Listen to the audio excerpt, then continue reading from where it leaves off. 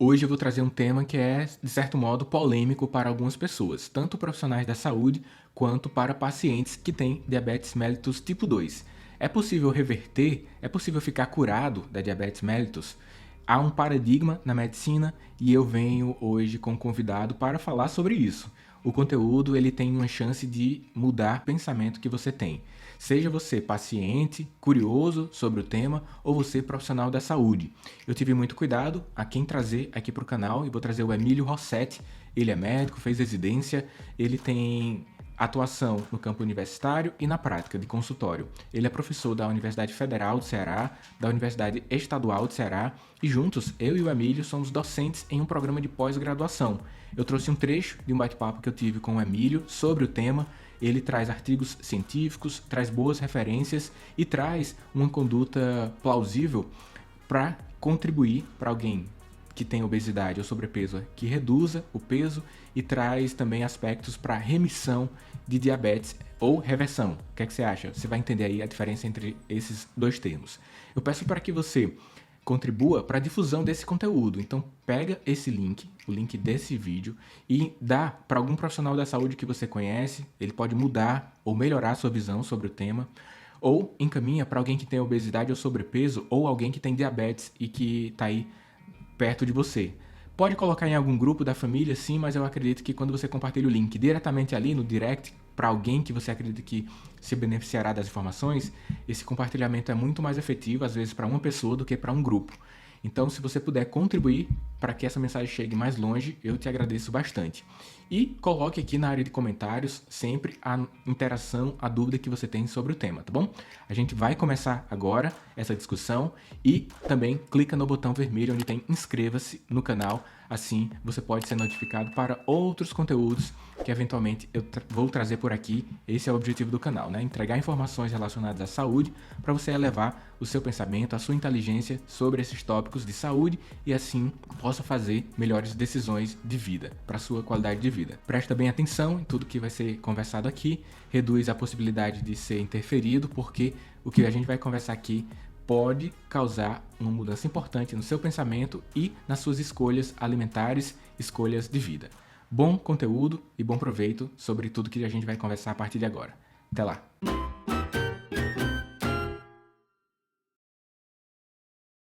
Então, meu nome é Daniel Coriolano, sou médico de família, como convidado Emílio Rossetti. Quem é o Emílio? Eu sou Emílio Rossetti, sou professor da UFC e da UES, sou médico de família e trabalho no consultório bastante com pacientes diabéticos tipo 2. Show de bola. Então, Emílio, eu vou fazer o seguinte, eu vou colocar aqui na tela o caso, já fiz alguns destaques, é sobre isso que nós vamos falar hoje, embora o caso seja extenso. O caso diz respeito a uma família, mas ele inicia colocando que é a Joana, que tem 52 anos, ela tem um diagnóstico, uma dislipidemia, só que não tem queixa. Ela recebeu instruções durante o atendimento médico, aquela parte que a gente faz de educação em saúde, que é a mudança de estilo de vida. Foi recomendado reduzir os teores de gordura na alimentação, faça atividade física. Aí ela volta até o atendimento dizendo que não conseguiu implementar essas condutas de mudança de estilo de vida, por algumas condições destacadas aqui em lilás. Ela fala que tem emprego em tempo integral, tem 3 crianças, a violência do bairro também é um fator limitante dela colocar os exercícios físicos na sua rotina. E aqui cabe um destaque, né? Foi utilizado o termo atividade física e em termos científicos de descrição, a gente tem uma diferenciação de esporte, atividade física, exercício físico. O esporte é todo exercício físico estruturado, que tem regras, né? Basicamente o que tem nas Olimpíadas. Os exercícios físicos são as atividades estruturadas e frequentes que você faz. Então, todas as segundas, quartas, sextas e domingos eu faço uma corrida. Então, para você, essa corrida é um exercício físico. E a atividade física é tudo que envolve algum gasto energético. Não necessariamente vai caracterizar uma mudança de estilo de vida ao ponto de ter mudança no risco cardiovascular, porque é simplesmente ter um gasto energético. Alguém pode ter uma atividade trabalhista com baixo gasto energético, baixa atividade física. Outro pode ter uma atividade trabalhista com um alto nível de gasto de energia, mas não necessariamente aquela pessoa está fazendo exercício, né? Às vezes o paciente diz assim, eu já volto de bicicleta naquele horário. Aí você tem que refletir com ele sobre e estimar de alguma forma se aquele é um gasto frequente para ser caracterizado como exercício. Então, vale a pena essa descrição, porque no seu registro clínico, use o termo exercício físico. É isso que você quer, seu paciente. Você quer que ele faça gastos energéticos estruturados e frequentes para mudança de risco cardiovascular. Mas nesse caso aqui, não foi possível, não conseguiu implementar essa mudança de estilo de vida. Ela admite que, junto aos seus familiares, come fora, com frequência, alimentos processados, congelados, o seu peso está 80 quilos, 1,52 m, e ao exame físico, você identifica placas hiperpigmentadas, aveludadas. Aqui na imagem fica característico uma acantose nigricans, que você já deve imaginar o que é isso clinicamente, e no exame glicemia de jejum, 140 miligramas por decilitro, e são indícios que nos levam a pensar em uma condição frequente na nossa população, diabetes mellitus tipo 2. Foi citado aí algumas intervenções de mudança de estilo de vida, por isso que é pertinente a presença do Emílio aqui para falar sobre isso. Emílio, abro agora então para você fazer as considerações que quiser. Bem, é o caso de uma paciente que está com entre obesidade 1 e 2, né? Se eu não me engano, o IMC dela está 34,6, então aí está quase obesidade grau 2, está com resistência à insulina já caracterizada aí no exame físico. E eu queria falar um pouco para vocês de diabetes tipo 2, como reverter. Por que eu coloquei isso, né? Como reverter e não perguntei, né, se é uma doença reversível, né? Eu já estou partindo do pressuposto de que diabetes é reversível. Eu quero mostrar para vocês como, né? Então, assim, eu não vou me deter hoje a mostrar todos os artigos que mostraram reversão de diabetes, a me deter muito profundamente sobre a fisiopatologia disso, sobre a explicação disso. Primeiro, porque eu acho que não é a hora, então eu escolhi aquilo que eu acho que fica mais palatável para esse horário e aquilo que eu acho que vai fazer mais diferença para vocês em termos práticos, de como é que vocês vão poder orientar os pacientes de vocês. Mas só justificando que eu não vou me deter tanto a esse assunto profundamente, não vou aprofundar tanto, tá? Mas que a reversão do diabetes tipo 2, ela já é uma realidade, inclusive já tem consensos, né, gente? Já tem consensos da Associação Americana do Diabetes, com os critérios, né, de remissão do diabetes tipo 2. Então, isso é um assunto já bastante estudado, já bastante consolidado. Por isso, eu já parti do pressuposto que diabetes tipo 2 é uma doença reversível e eu já vou me deter mais no como reverter, que é como é que vocês devem orientar essa paciente aí, como é que vocês devem orientar essa paciente, a dona Joana, para que ela reverta os problemas de saúde que ela tem, para que ela não precise de medicações. Eu vou mostrar, assim, 5 slides no começo, que são mais conceituais, tá? Para a gente se situar. E aí, antes de falar especificamente sobre a estratégia que reverte diabetes. O que a gente precisa na prática para reverter diabetes? Então, o próximo slide é importante, gente, porque ele explica, gente, por que uma pessoa desenvolve diabetes tipo 2? Por que uma pessoa começa a ter problemas com a glicose, a ter problemas com o metabolismo? Ora, gente, a pessoa começa a ter diabetes tipo 2 quando ela ultrapassa o limiar pessoal de gordura que ela tem. Todo mundo, todos vocês, todos nós, temos um limiar pessoal de gordura. Então, vocês já devem ter se perguntado por que existem pessoas que são obesas, tá? Existem pessoas obesas que não são diabéticas e existem pessoas magras que são diabéticas. O que explica isso, né? Pessoas obesas que têm um metabolismo saudável, pessoas magras que têm um metabolismo alterado. O que explica isso? Bom, todo mundo tem um limiar pessoal de gordura, tá? E cada pessoa tem uma capacidade de armazenar gordura em locais seguros para armazenar gordura, porque os locais seguros para a gente armazenar gordura é o tecido subcutâneo, gente, tá? Os órgãos não são locais seguros de armazenar gordura, são locais anômalos. Então, tem gente, eu tenho um paciente de 110 quilos, ele tem um IMC 36, 37, mas o metabolismo dele é ótimo. Então, ele tem um limiar pessoal de gordura alto. E tem pacientes de 75 quilos com diabetes tipo 2. É porque esse paciente ele não consegue armazenar gordura em local seguro. E essa gordura vai passando para dentro dos órgãos, tá? Que é quando o metabolismo começa a se alterar. É quando a gordura começa a passar para dentro dos órgãos do paciente, tá bem? Enquanto o paciente consegue segurar aquela gordura em local seguro, ou seja, no tecido apropriado para acumular gordura, o tecido subcutâneo, o paciente está bem. Isso é um limiar. Quando o paciente ultrapassa esse limiar, ele não consegue mais armazenar gordura em local seguro, essa gordura começa a passar para dentro do fígado, para dentro do pâncreas, para dentro do rim, tá? Então, é muito importante esse conceito de limiar pessoal de gordura. Isso foi patenteado, esse termo, nesse artigo aí de 2015, tá? Que é o Personal Fat Threshold. Então, é bem interessante para vocês saberem explicar isso, né? O que tem pacientes obesos que não têm diabetes e pacientes magros que têm diabetes, que são os chamados TOFIs, né? Os pacientes magros, os chamados TOFIs, TOFI, thin at the outside, fat on the inside, ou seja, magros por fora e gordos por dentro. Como eu disse, 5 slides só mais de conceitos, tá? Antes da gente partir para a estratégia em si, porque eu acho que é mais prático e mais adequado para esse horário, tá bom, gente? Mas esse segundo gráfico, vocês precisam ter ele na cabeça também, tá bem? Sabe por quê, gente? Porque ele mostra o que acontece nos 13 anos antes do diagnóstico de diabetes tipo 2. Vejam que interessante, esse estudo aí é um estudo em inglês, Whitehall 2 Study, é um estudo em inglês que acompanhou homens ao longo do tempo. E vejam, o grupo controle embaixo, esse grupo controle pontilhado, são homens que não desenvolveram diabetes tipo 2. Então, veja, a glicose deles permaneceu constante ao longo do tempo. E esse grupo com a linha fixa, esse grupo 2, esse grupo de cima, que mostra um aumento gradual e depois um aumento súbito da glicose, esse foi o grupo de homens que desenvolveu diabetes tipo 2. Então, o momento zero aí do gráfico, veja, o momento zero é o momento do diagnóstico. É o momento do diagnóstico. Mas os problemas com a glicose já começaram 13 anos antes do diagnóstico. Então, esse gráfico, gente, ele é muito importante para vocês, porque ele muda a perspectiva de vocês sobre quais são as pessoas que vocês já têm que orientar para mudar o estilo de vida, para não desenvolver diabetes.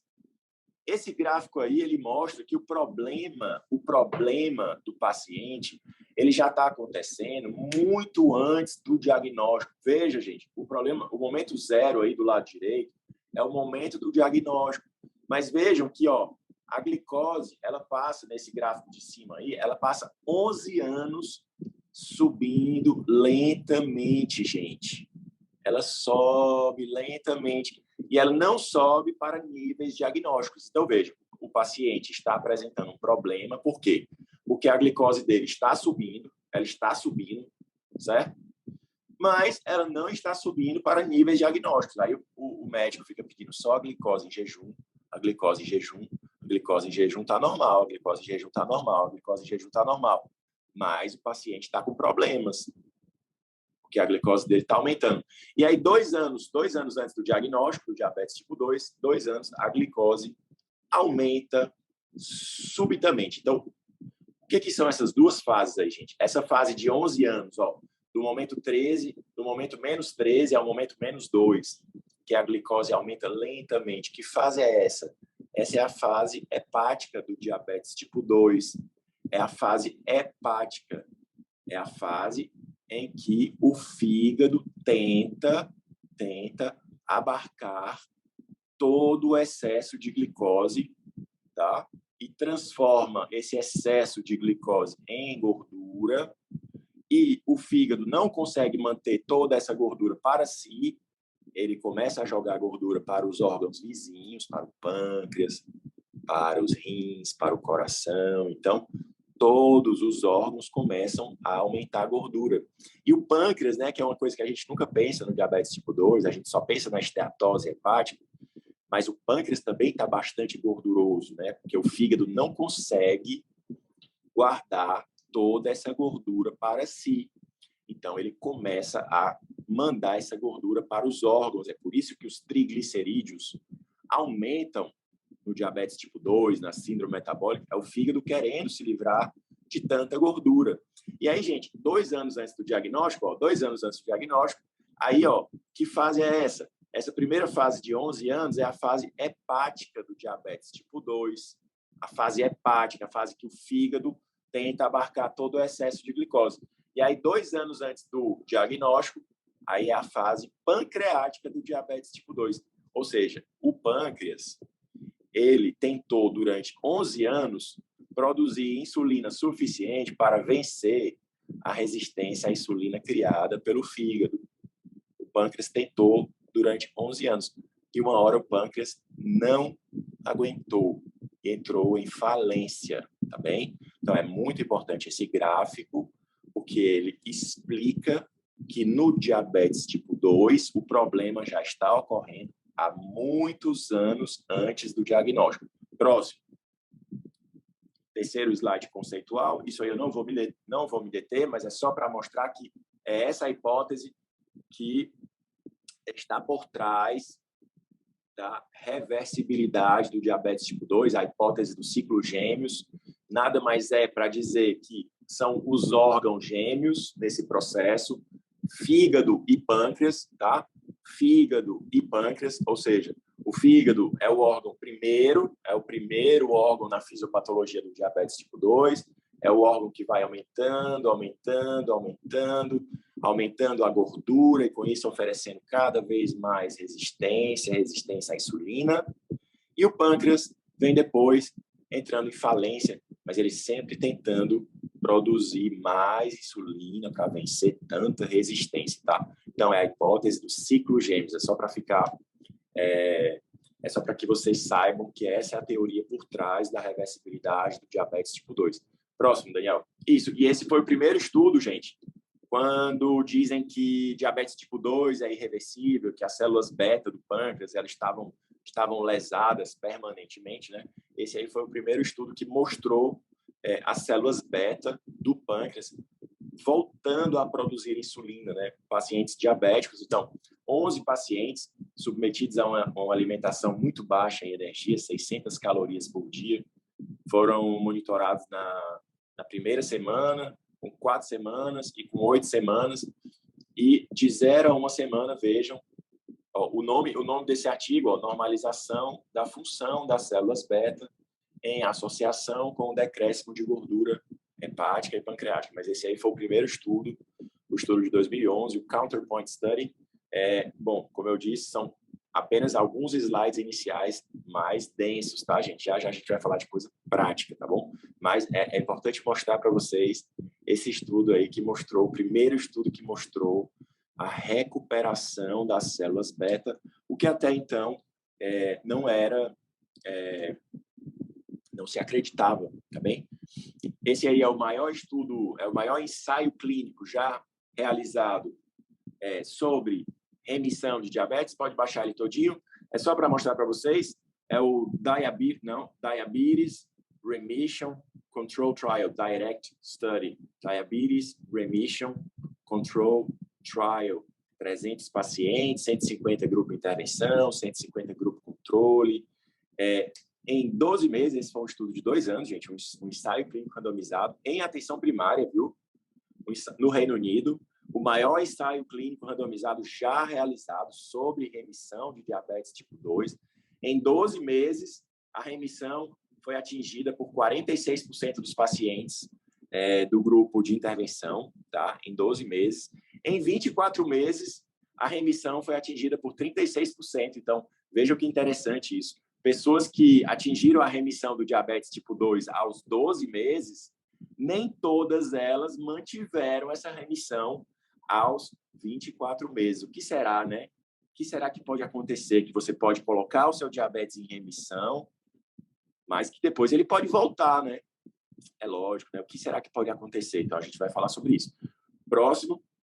E aí, mostrando um estudo de cirurgia bariátrica, que foi a cirurgia bariátrica que trouxe os insights de que diabetes tipo 2 é uma doença reversível. Vocês sabem que cirurgia bariátrica é chamada também de doença de cirurgia metabólica, tá bem? E a cirurgia bariátrica ajudou a gente a elucidar a fisiopatologia do diabetes tipo 2, porque os pacientes que se submetem à cirurgia bariátrica normalizam seu diabetes com 1 mês, normalizam sua glicose com 1 mês. Então, foram estudados esses pacientes no pós-bariátrica para ver o que acontecia, tá bem? E o que acontece no pós-bariátrica é um jejum é um jejum intenso, é a ausência súbita de comida, tá bem? No pós-bariátrica, nos 30 dias após a cirurgia bariátrica, e o paciente se submete a um jejum forçado e o fígado e o pâncreas, tá? Porque a primeira gordura que o paciente perde é a gordura intravisceral, ou seja, o paciente de cirurgia bariátrica demora 2 anos para perder o peso que precisa, mas com 30 dias está com a sua glicose normal. Por quê? Porque o fígado dele e o pâncreas dele emagreceram muito rapidamente nesses 30 dias iniciais. E quando o fígado diminui de tamanho, diminui a resistência à insulina.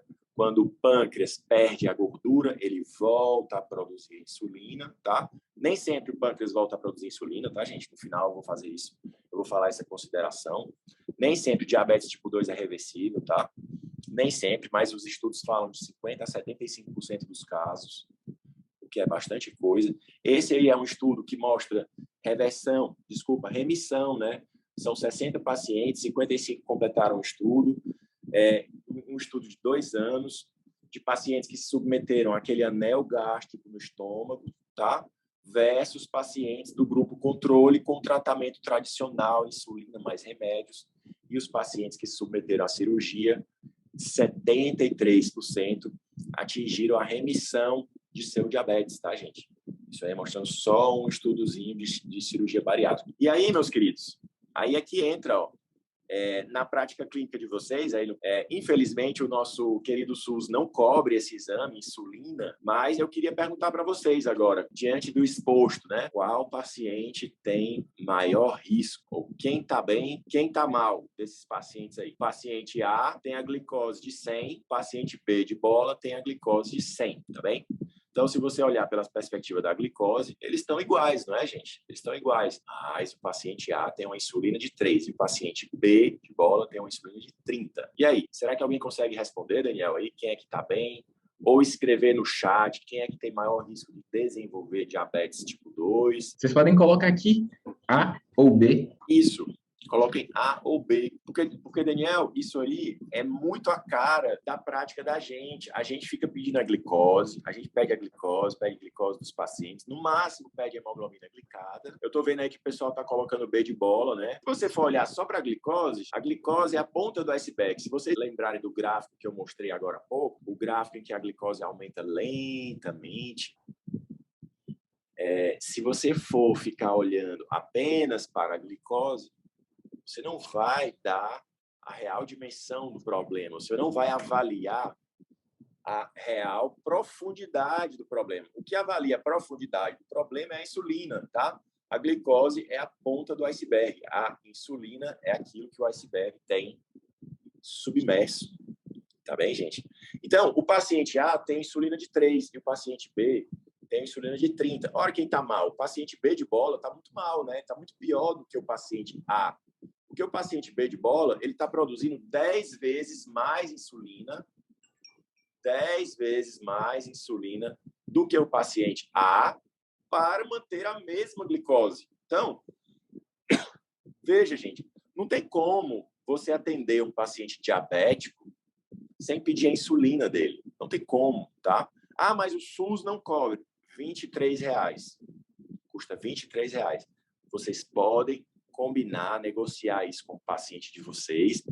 Eles podem ter acesso a esse exame que vai ajudar muito vocês, vai ajudar muito a vocês no manejo desse paciente. Porque se esse paciente ainda produz insulina, se esse paciente diabético, recém-diagnosticado, ainda tem reserva no pâncreas, meu amigo, isso é um ótimo sinal de que o diabetes desse paciente é reversível. De que esse paciente merece, que a gente merece investir na reversão do diabetes dele. É um paciente que tem reserva. Ele produz insulina ainda. E outra, você não pode nunca dar insulina para um paciente que tem insulina demais, certo? Então, gente, o ROMA-IR, como é que você calcula o ROMA-IR? É a glicose vezes a insulina dividido por 405, tá bem? Então, o paciente A, 100 vezes 3, 300, dividido por 405. Eu sei que vai dar 0,6 alguma coisa.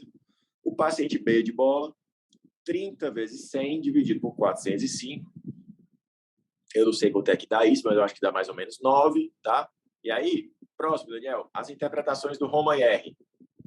Ó, o paciente A tem um Roma-IR excelente, porque o paciente A tem um Roma-IR menor do que 1, então é excelente. E o paciente B de bola tem um Roma-IR 9, alguma coisa.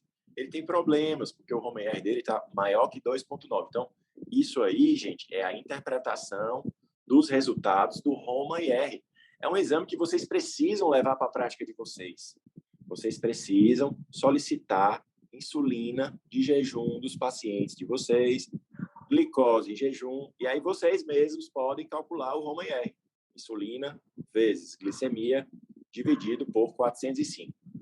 HOMA, o que quer dizer isso? Homeostatic Model Assessment of Insulin Resistance. Tá bem, gente? Então, voltando, Daniel, voltando aí para o paciente A e o paciente B, ó, paciente A tem muita, paciente A, ele não está fazendo esforço pancreático nenhum, o pâncreas dele está de boa para manter essa glicose aí. E o paciente B de bola, ó, paciente B de bola, o pâncreas está fazendo um esforço tremendo para manter a mesma glicemia. Então, pode baixar, Daniel. Mais um. Resumindo, diabetes tipo 2 é uma doença de muita insulina, tá, gente? Por que é importante deixar isso frisado no slide? Assim? É porque muitas vezes a gente fica insulinizando os pacientes diabéticos tipo 2 muito cedo, a gente fica dando sulfonilureias para esses pacientes produzirem mais insulina, que é a glibenclamida, a gliclazida.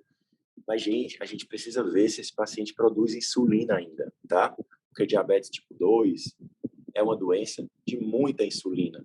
Uma doença de baixa insulina é o diabetes tipo 1, tá? Aí sim, é uma doença de baixa insulina, o paciente produz pouca insulina. Tá?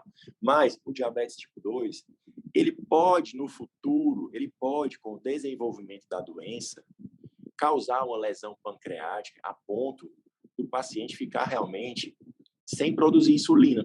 Ele pode, certo? Mas isso é muito depois, no tempo de evolução da doença, gente. É muito depois. O maior tempo de fisiopatologia da doença é esse quadro de muita insulina, gerando muita resistência à insulina, gerando mais altos níveis de insulina, gerando mais altos níveis de resistência. Então, você precisa ver que fase o seu paciente está, qual a fase que o seu paciente está.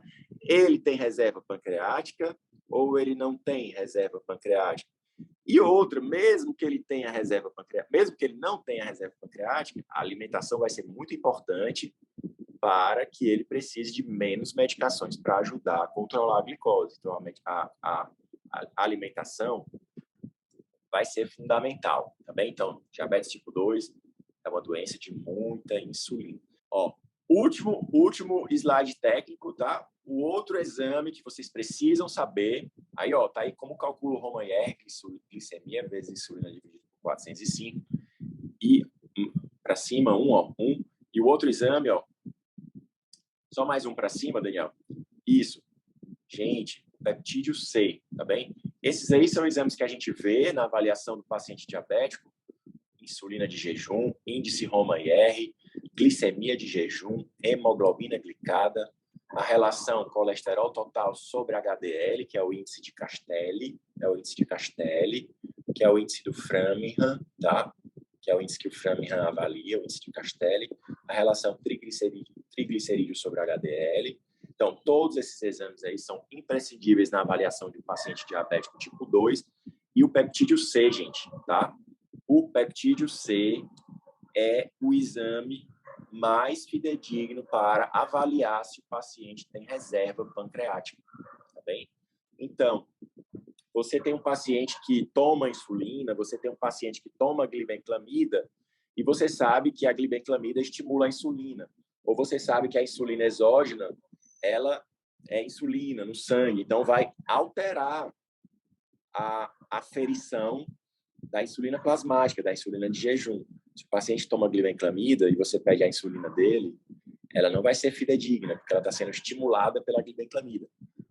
paciente que toma insulina, você vai medir a insulina dele, você não sabe se a insulina é ele que está produzindo ou se ela é uma insulina exógena. O peptídeo C não tem isso. O peptídeo C é um análogo da insulina. Então, ele não é estimulado por esses fatores, tá bem? Então, é um marcador de reserva pancreática mais fidedigno. Então, valores até 0,6, tá? Valores até 0,6 mostram uma baixa reserva pancreática. Valores de mais de 0,6 mostram uma boa reserva pancreática, tá bem? Existem muitas nuances, né, nesse processo de reversão, mas qual a solução? Que agora eu acabei falando muito, né? Próximo. Esses slides tomaram um tempinho, né? Mas eu queria falar mesmo era da solução. Agora a gente tem 23 minutos para a gente respeitar o nosso tempo aí de até as 9 horas, tá bem? Mas como eu queria me deter nesse finalzinho, tá, gente? Para ficar algo mais prático para vocês, porque tudo bem, diabetes é reversível, diabetes é uma doença. A palavra de escolha é remissão, tá, gente? Porque reversão é pontual e remissão é contínuo, tá? E aí dá essa ideia do trabalho que o paciente tem que ter para se manter em remissão, tá bem? Então, tudo bem, diabetes é reversível, pode ser colocado em remissão, mas como, tá? Como? Gente, eu falei para vocês no primeiro slide que uma pessoa desenvolve diabetes tipo 2 quando ela ultrapassa o seu limiar pessoal de gordura. Então, a pessoa engordou a ponto de ultrapassar aquele limiar pessoal dela em que ela conseguia manter a gordura em local seguro. Aí ela ultrapassou esse limiar e agora ela está acumulando gordura nos órgãos, porque agora ela não consegue mais manter as gorduras em local seguro, as gorduras estão dentro dos órgãos e ela desenvolveu problemas metabólicos, diabetes tipo 2. O que a gente tem que fazer? Emagrecer, gente. Emagrecer. Voltar. O paciente precisa cruzar o limiar pessoal de gordura para baixo. Ele tem que cruzar para baixo. E vejam que interessante, não é ficar magrinho, não. Um paciente que tem 140 quilos, ele pode reverter seu diabetes se perder 20 quilos e ficar com 120 quilos. Ou seja, com 120 quilos, ele ainda é obeso, mas ele reverteu seu diabetes. Por quê? Porque ele conseguiu cruzar o seu limiar pessoal de gordura para baixo. Ou seja, perdas de peso de 10% podem reverter diabetes. 10%, gente. Ou seja, o paciente não precisa ficar magro, não precisa ficar com barriga tanquinho para reverter seu diabetes. Ele precisa perder 10% do peso, tá? Ele ainda pode ficar obeso, ele ainda pode ter um IMC de obeso e mesmo assim ter o seu diabetes revertido, tá? Por quê? Por causa do limiar pessoal de gordura. Então, todo mundo que desenvolveu diabetes tipo 2 ultrapassou o seu limiar pessoal de gordura. Então, qual a solução? É perder peso para que a pessoa ultrapasse o limiar pessoal de gordura para baixo. Agora, perder peso é muito fácil falar, né? Vamos lá, vou mostrar aí como é que perde peso. Vamos lá, Daniel, rapidinho.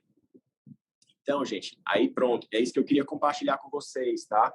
Que eu achei que é uma coisa que pouca gente sabe, tá? Uma coisa que pouca gente sabe e que é fácil de colocar em prática, tá bem? Desculpa, eu acabei falando muitos conceitos. Eu vou ter poucos slides para falar de conceitos e acabei falando muito, mas isso aí é a prática, gente. Olha, gente, vocês não... Eu acho, né, que vocês não conhecem o conceito de ecologia nutricional, mas já está muito bem demonstrado o que nós, seres humanos, precisamos na nossa dieta, o que nós precisamos e o que nós privilegiamos. Então, eu vou mostrar 4 gráficozinhos para vocês, tá bem?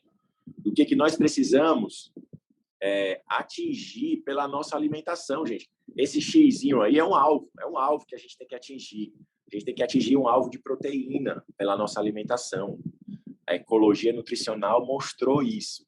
O que está disponível na natureza para o ser humano comer e o que nós realmente comemos. O que nós comemos, gente? Nós comemos proteína e nós comemos energia. Energia são o quê? São os carboidratos mais as gorduras, tá? que têm a função de nos prover energia. E as proteínas têm a função estrutural de nos prover a estrutura das organelas, das células, dos cabelos, das unhas, dos vasos sanguíneos, enfim. Tudo no nosso corpo é formado com proteínas. Então, esse gráfico aí, tá? Não, ainda não. Esse gráfico aí, esse primeiro gráfico, certo?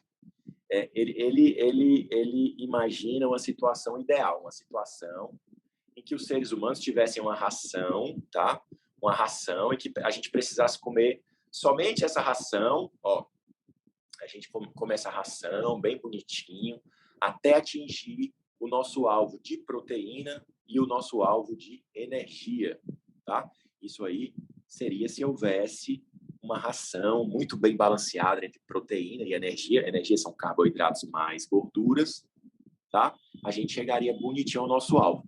Na prática, gente, o segundo slide. Na prática, isso não acontece, né? Na prática, existem alimentos azuis, ó, esses da setinha azul, são alimentos que são mais proteicos, são mais ricos em proteína e mais pobres em energia. São os alimentos azuis. E a gente tem também os alimentos verdes, que são a maioria, né? São os alimentos que têm muita energia, tá? Que tem muita energia e pouca proteína. Esses da setinha verde aqui, ó, que estão mais deitados aqui do lado direito, ó, certo? Na prática, existem esses dois tipos de alimentos. E aí, como é que a gente atinge o nosso alvo? Baixa mais um, Daniel. A gente vai fazendo o zigue-zague, ó. A gente faz um zigue-zague, ó. A gente come alimentos mais ricos em energia, mais pobres em proteína, alimentos mais ricos em proteína, mais pobres em energia, azul, ó. Mais ricos em energia, mais pobres em proteína, verde, mais ricos em proteína, mais pobres em energia, azul, até atingir o nosso alvo.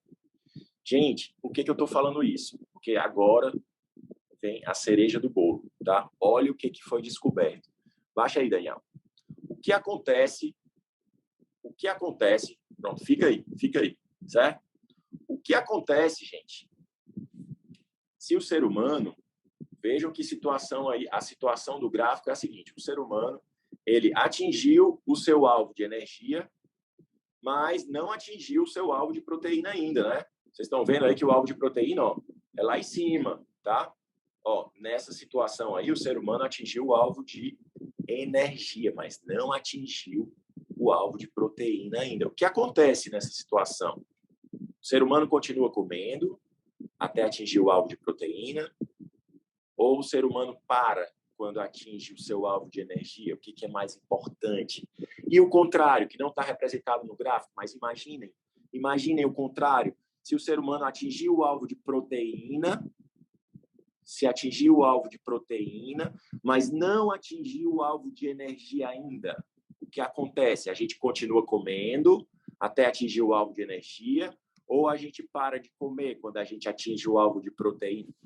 Gente, isso está bem demonstrado. O ser humano para de comer quando ele atinge o seu alvo de proteínas na dieta, tá? Então, o ser humano para de comer quando atinge o alvo de proteínas na dieta, mas o contrário não é verdadeiro. Quando o ser humano atinge o alvo de energia, mas não atingiu o alvo de proteína ainda, ele continua comendo até atingir o alvo de proteína. Só que tem um problema nisso. Aí ele consome um excesso muito grande de energia para obter essas proteínas. E é o que acontece, gente. Então, resultado, ecologia nutricional, o ser humano privilegia proteínas na alimentação. Se vocês lembrarem lá do Largados e Pelados, lá do reality show que fica um casal lá na floresta, tendo que cuidar da alimentação deles, 21 dias e tal, eles vão atrás de carne, né? Bom, e é o que o ser humano privilegia na alimentação, o ser humano privilegia proteínas, tá? Tanto é que nós paramos de comer e a indústria fez o que com os alimentos? As proteínas encarecem os alimentos, então a indústria retirou proteína dos alimentos, tá? Porque proteína encarece, e aumentou a energia dos alimentos na forma de carboidratos refinados, farinhas, tá? Farináceos, e gordura vegetal, são os óleos de sementes, óleos de soja, tá? E aí, pode baixar, Daniel. O que acontece? Quanto mais comida processada na sua alimentação, menor a quantidade de proteínas. Bom, e aí, gente, é tudo resumido numa imagem, tá? Para você obter 40 gramas de proteína, você basta comer esse bife aí de cima, tá bem? E para você obter as mesmas 40 gramas de proteína com os alimentos industrializados abaixo, você tem que comer esse tanto de alimentos, bom, alimentos entre aspas, né? Você tem que comer esse tanto de comida aí para obter as mesmas proteínas, tá? Então vamos lá, mais exemplos da prática. Então, gente, ó, aí a gente tem a regulação no gráfico aí, ó, de quais os alimentos que são mais nutritivos, tá? Então, o ser humano, como eu falei, a pessoa está com diabetes tipo 2, precisa, na prática, para colocar o seu diabetes em remissão, ela precisa emagrecer, tá bem? Para emagrecer, gente, duas coisas. Você tem que comer alimentos que são ricos em proteína. Sabe por quê? Porque você não produz as proteínas que precisa. Você precisa obter da alimentação. Então, os alimentos têm que ser ricos em proteína. E tem que ser pobres em energia. Por quê? Porque isso irá obrigar o meu corpo a retirar energia das minhas gorduras. E aí sim eu irei emagrecer. Tá bem? Então, da direita para a esquerda, melancia, batata, pasta de amendoim, queijo, ovo, bife, folhas, salmão, frango. Então, da direita para a esquerda, a gente vai aumentando a relação entre proteína e energia dos alimentos, o que é ótimo para quem precisa reverter o seu diabetes e perder peso, tá bem? Aí, com alguns alimentos especificados também e com o número aí, ó, da relação entre proteína e energia, ó, 0,2, a do pão, 0,4, amendoim, 0,3, o queijo. Aí começa os alimentos, ó, a partir da relação proteína e energia 1, tá? Aí começam os alimentos que favorecem o emagrecimento, tá bem? Opa, mais um para baixo. Para resumir, relação proteína e energia. Então, alimentos com alta relação entre proteína e energia, o que é ótimo para quem quer emagrecer, tá?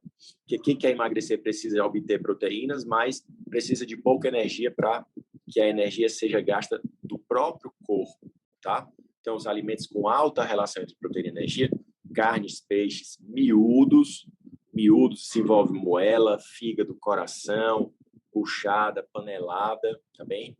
Ovos, os vegetais que crescem acima do chão, todas as folhas, chuchu, espinafre, maxixe, quiabo, repolho, couve-manteiga, abobrinha, berinjela, palmito, tomate, pimentão, cebola, todos os vegetais que crescem acima do chão, tá?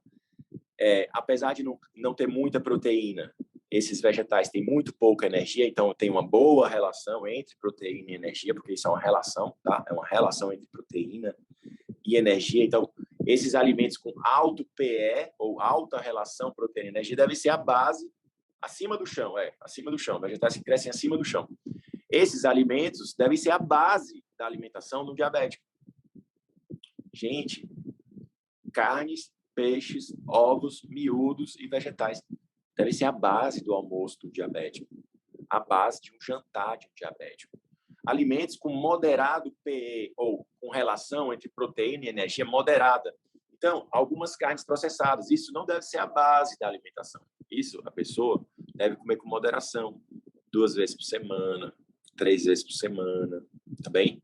Por quê? Porque esses alimentos, por mais que eles sejam low carb, ou eles tenham baixa glicose, tá? Que é a melhor alimentação para diabéticos, é a alimentação mais apropriada, por mais que eles sejam baixos em carboidratos, os queijos, as nozes, eles têm muita gordura, tá, gente? Então, gordura é energia. Gordura é energia e pode prejudicar a perda de peso, que é a solução para o diabetes, tá? Tem que perder peso, tá bem? Os alimentos com moderada relação proteína-energia, bacon, salame, presunto, né? Carnes processadas, os laticínios derivados do leite, as nozes estão aqui também, tá, gente? 200 gramas de castanha de caju tem a mesma quantidade de energia que 10 ovos, tá? 200 gramas de castanha de caju tem a mesma quantidade de energia que 10 ovos. Mas você não come 10 ovos, mas come 200 gramas de castanha de caju muito facilmente. Ou 200 gramas de queijo Gouda tem a mesma quantidade de energia também que 10 ovos. Você não come 10 ovos, mas come 200 gramas de queijo. Então, tem que cuidar dos queijos, laticínios, carnes processadas para ser moderado, tá? E os alimentos com baixa relação proteína-energia, açúcares, farináceos, grãos, leguminosas, vegetais que crescem abaixo do chão. E as frutas, tá, gente? Bom, frutas não têm uma boa relação proteína-energia. Os diabéticos precisam se preocupar com frutas, tá? Os diabéticos precisam evitar banana, uva, manga, abacaxi, melancia, figo, tâmara, as frutas que têm mais açúcar. Os diabéticos precisam sim se preocupar com isso. O corpo não faz distinção se o açúcar vem do brownie ou se vem da banana, tá bem? Então, evitar frutas mais açucaradas, tá bem? Mas esses são os alimentos que têm a menor relação entre proteína e energia, que mais favorecem o ganho de gordura corporal. Suco, não. Suco é açúcar puro, tá? É açúcar das frutas, a não ser que seja suco de limão, suco de maracujá com adoçante. Esses sucos são ótimos, tá? E não tem problema nenhum. Agora, suco de laranja, suco de uva tinto integral, esses sucos são muito ricos em açúcares. As frutas mais indicadas, coco, abacate e morangos, tá? Coco, abacate e morangos, tá bem? São as frutas que têm menos açúcar. Uma banana tem um açúcar de 25 morangos, né? Uma banana, se ela tiver 25 gramas de carboidratos, que as bananas têm 20 a 25 gramas de carboidratos. E um morango não tem nem 1 grama de carboidrato. Então, uma banana tem um açúcar de 20 a 25 morangos, tá? Então, são as frutas mais adequadas para diabéticos. Coco, não é a água do coco, é o coco seco. Coco, abacate e morango, tá? Mais um slide aí para ver se isso fica mais claro. Ó, isso aí, gente, é só para vocês aprenderem como calcular a relação proteína-energia de um alimento. Proteína-energia. Do iogurte natural Nestlé, esse azulzinho da esquerda aí. A relação entre proteína e energia. Quanto de proteína tem, gente? Vocês estão vendo aí, ó. Tem 6,8 gramas de proteína no Nestlé, no integral. A gente divide 6,8 pela energia que ele tem. Qual é a energia que ele tem? Os carboidratos, 9,1. Pode voltar. Isso, os carboidratos, 9,1. Mais as gorduras totais, 7. Então, é 6,8 dividido por 16,1. Isso aí vai dar 0,42. Veja que a relação do iogurte não é maior do que 1. Né? O iogurte não tem uma relação proteína-energia muito boa, a não ser que você coloque um scoop de whey protein, né? Aí você aumenta bastante a relação entre proteína e energia do iogurte. Mas veja que o do lado, ó, nesse sentido, ó, o iogurte desnatado, ele tem uma relação proteína-energia maior. Porque apesar dele ter menos proteína, ele tem 5,8 gramas de proteína, tá? Ele tem 7,8 gramas de carboidratos, mas ele não tem gordura, gente. Ele é desnatado, então ele tem 0 de gordura. Então, por isso que a relação dele, ó, é 0,74. Então, sob o ponto de vista da relação proteína-energia, faz sentido tomar um iogurte desnatado. Por quê? Porque ele vai ter menos gordura e vai favorecer o emagrecimento.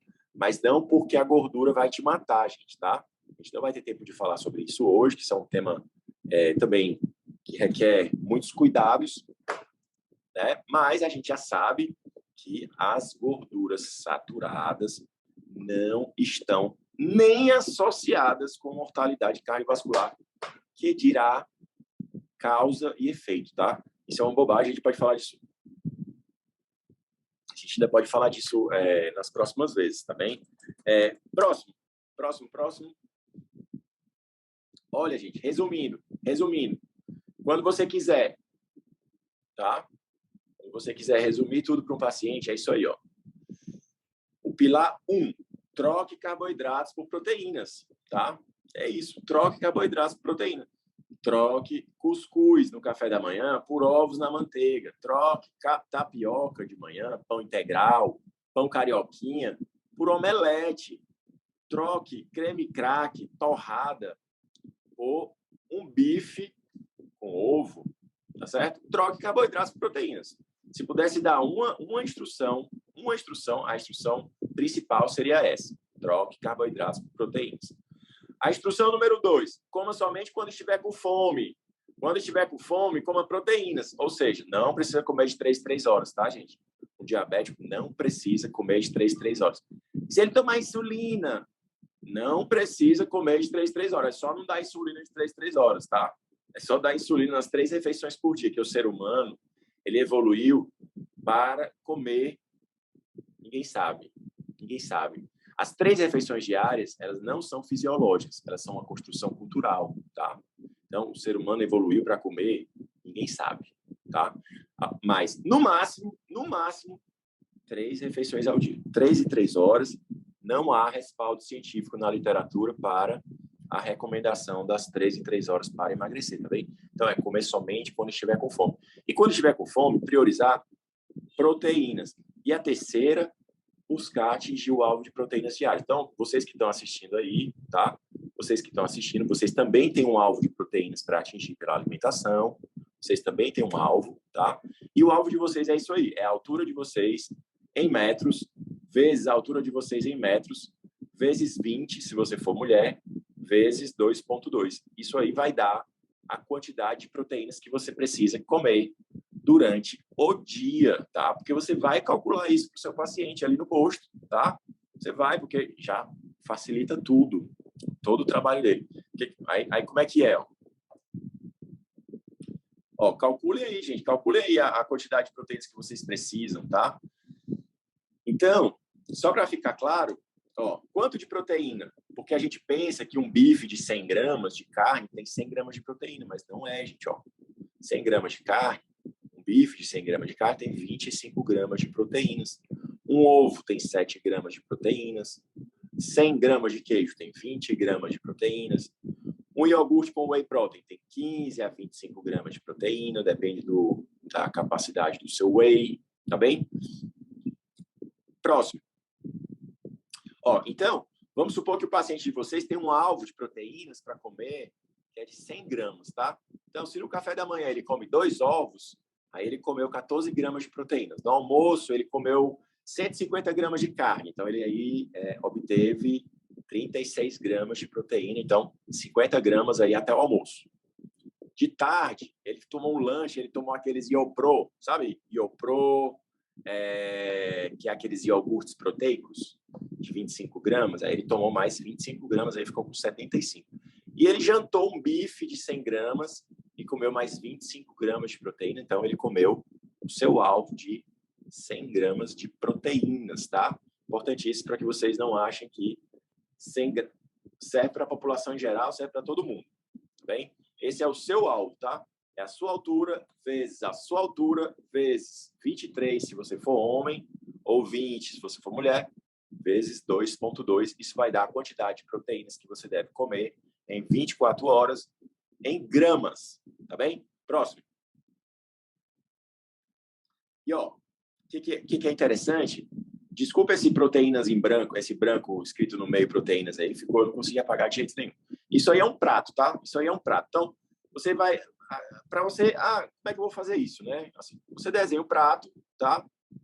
Para ficar mais fácil. Então, você divide o prato em 2 metades. Então, uma metade, a metade de cima, tá? Esse prato aí, gente, vai ser um prato de transição, porque assim, poxa, vejam que os alimentos que têm pouca proteína e energia, arroz, feijão, farofa, batata doce, são alimentos que estão muito na nossa cultura, tá bem? Então, para a gente não dar um cavalo de pau na alimentação do paciente, tá? A gente pode começar com um prato de transição, um prato em que ele possa colocar na metade do prato proteínas como carnes e ovos. Sabe por quê, gente? Porque aí, ó, a gente aumenta a porcentagem de proteína na dieta já, ó. já aumenta, ó, porque todo mundo coloca muito carboidrato no prato todo, bota só um pedacinho de carne. Ó. Desse jeito aí, o prato, ó, a gente aumenta a porcentagem de proteínas na dieta. A segunda metade do prato, que é a parte de baixo, a gente divide em 2. Um quarto, a gente come os vegetais acima do chão, aqueles que eu falei, repolho, couve-manteiga, couve-flor, brócolis, abobrinha, berinjela, tomate, pimentão, cebola, pepino, quiabo, maxixe, tá? Nesse um quarto. E nesse outro quarto, gente, aí o paciente pode comer o que quiser, pode comer arroz e feijão, se ele quiser, ou feijão com farofa. Mas veja que isso aí é um prato de transição, é um prato para ele se acostumar, é um prato em que ele vai dar pouco espaço, tá? Pouco espaço para esses alimentos que são ruins para diabetes, tá? Porque arroz, além de prejudicar o emagrecimento, arroz eleva mais a glicose do que o açúcar branco do açucareiro, tá, gente? Enfim, esse é o prato de transição e esse é o prato próximo, é o prato objetivo, ó. É o prato objetivo. Desculpa de novo essa parte branca, mas ó, é que você fique 3/4 do seu prato, 3/4 do seu prato seja composto de proteínas, tá? E também tem uma outra coisa cultural muito forte, que é, não, eu tenho que encher meu prato de salada e tal. Não, você tem que encher seu prato de proteína, que o ser humano privilegia proteínas na alimentação. Isso está muito bem demonstrado. Não só o ser humano, mas todos os animais, tá? A ecologia nutricional testou isso, essa hipótese aí, em vários animais. Todos os animais privilegiam proteínas na dieta, tá? Então, 3/4 do prato da gente, ou do prato de alguém que quer emagrecer e quer reverter seu diabetes, deve ser de carnes, peixes, ovos, miúdos. E 1/4 de vegetais que crescem acima do chão. Próximo. É isso aí, Bob, eu concordo. Todos nós, a gente se dá muito bem, né, com um prato desse. O que vocês devem fazer, gente, quando vocês passam uma alimentação assim? Ah, troca carboidrato por proteína, come mais proteína. O que pode acontecer de efeito colateral? A pessoa vai comer alimentos que são menos insulinogênicos, ou seja, que estimulam menos a insulina. Isso vai fazer com que a insulina da pessoa caia. E a insulina tem uma das funções é ter sódio e água nos rins. Então, quando a insulina cai, o paciente tende a perder sódio e água pelos rins. Então, o cuidado que você deve ter ao fazer essa transição alimentar as duas primeiras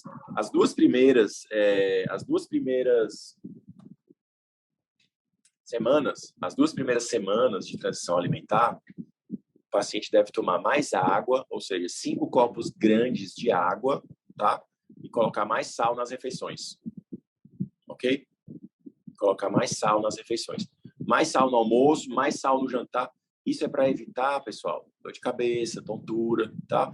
Porque quando você diminui a energia da alimentação, o corpo vai tirar a energia dele mesmo, tá? Ou seja, o corpo vai trocar a fonte de energia de açúcar para gordura, tá? Então o corpo demora um pouquinho, demora 2 semanas aí para acessar essas reservas de gordura. Por isso a gente tem que tomar mais água e comer mais sal nas 2 primeiras semanas de transição alimentar, ok? Próximo. E agora eu tô me passando aqui no tempo, hein? 9 e 8. Agora, ó, últimos slides, tá? Últimos 3, eu acho. Medicações que devem ser descontinuadas com o início da terapia alimentar. Então, gente, você pega um paciente diabético, tá? Você pega um paciente diabético. O paciente está usando glibenclamida. Aí você quer passar uma alimentação para ele, essa alimentação que eu estou falando, uma alimentação com alta relação proteína-energia, que envolve low carb, essa alimentação envolve low carb, que é a alimentação mais estudada hoje para diabetes, é a alimentação com mais resultados hoje para diabetes, ou seja, nada mais intuitivo. Uma pessoa que tem diabetes, tem intolerância à glicose, ela precisa comer menos glicose na alimentação, tá bem? Isso é claro, isso é óbvio, tá? E isso dá certo. E, gente, qual é o risco de você tirar a glicose da alimentação de alguém que toma remédios para a glicose? Hipoglicemia, né? Hipoglicemia. Então, quais são os remédios que você tem que tirar? Se você atender um paciente e quiser passar essa alimentação, você tem que tirar. Próximo. Pode ir passando, Daniel. Isso. Você tem que tirar a gliclazida, gente, glibenclamida, glimepirida, certo? As sulfonilureias, gliclazida, glibenclamida, não pode com low carb, tá, gente? Tem que tirar antes de iniciar essa alimentação, porque o paciente pode ter hipoglicemia, tá bom? Outra medicação que tem que ser retirada, as metiglinidas, tá? Metiglinidas são classes é uma classe de medicação semelhante às sulfonilureias. Elas aumentam a produção de insulina, então podem dar hipoglicemia. O paciente que está tomando uma metiglinida tem que tirar antes de iniciar low carb. E lógico, aquele que está iniciando insulina, aí já tem umas nuances bem mais especiais. Insulina, mas de cara você tem que baixar 30% a 50% da insulina do paciente. Eu tive um paciente que com 5 semanas de low carb, ele foi de 160 unidades para 20 unidades de insulina. De 160 unidades, ele foi para 20 unidades de insulina, com 5 semanas de low carb. É muito incrível isso, né? E é óbvio, né? Claro, se ele está comendo menos glicose, ele precisa de menos insulina para esconder essa glicose, que é o que ele estava fazendo, né? Próximo. Então, agora sim, os últimos 3 slides. Só para dizer para vocês qual é o termo de escolha, tá? Remissão, reversão ou cura. Baixa aí, Daniel, só para ver o que está escrito. Isso. A cura é um termo desaconselhado. Você não pode falar em cura, tá bem? Você pode falar em cura só depois da morte, certo? Se com 50 anos, por exemplo, e a reversão ela é pontual, por exemplo, fulano reverteu seu diabetes aos 50 anos. Se aos 100 anos essa pessoa morreu de uma queda de bicicleta e esse diabetes nunca voltou, aí você pode falar que aos 100 anos ele realmente não, esse paciente ele se curou do diabetes. Mas a cura não é um termo aconselhado, tá, gente? O termo aconselhado é remissão, porque a reversão ela é pontual, ela é pontual, tá? A remissão não, a remissão ela é contínua, então ela dá essa ideia para o paciente de que ele precisa se manter ativo. O que quer dizer isso em termos práticos? Precisa se manter magro, tá? Se voltar a engordar, o que acontece com o limiar pessoal de gordura? Você atravessa de novo o seu limiar pessoal de gordura. Aí, o seu limiar pessoal de gordura aumenta passa do seu limiar e você volta a adoecer do metabolismo, tá? Então, diabetes não tem cura, diabetes tem remissão, tá? Diabetes tem remissão. Diabetes não é reversível em 100% dos casos, eu não estou dizendo isso. Tem gente que está com pâncreas lesado realmente permanentemente, tá bem? Mas os estudos mostram que diabetes é reversível em 50% a 75% dos casos, gente. Por quê? Porque o paciente ainda tem reserva. O paciente tem reserva pancreática. A gente precisa de uma alimentação para desafogar esse pâncreas. Exato. E mesmo com reserva, e mesmo sem reserva, como o Bob falou aí, mesmo sem reserva, quanto menos glicose a gente comer, menos medicações para baixar a glicose a gente vai precisar. Isso é óbvio, né? O mecanismo é óbvio, mas isso está demonstrado também, tá, gente? Bom, é aquilo que eu falei. E quando reverte, fica. Então, é aquilo que eu disse que ia voltar no final. Vocês lembram que eu mostrei para vocês que o estudo DIRECT, ao final de 12 meses, 46% dos pacientes tinham colocado diabetes em remissão. Mas, ao final de 2 anos, aí já tinha baixado. Tinha baixado para quanto, hein, gente? Acho que foi 36% e tal. O que aconteceu? Os pacientes que remitiram diabetes com 1 ano, engordaram, voltaram a engordar. Por isso, com 2 anos, eles não estavam com diabetes em remissão.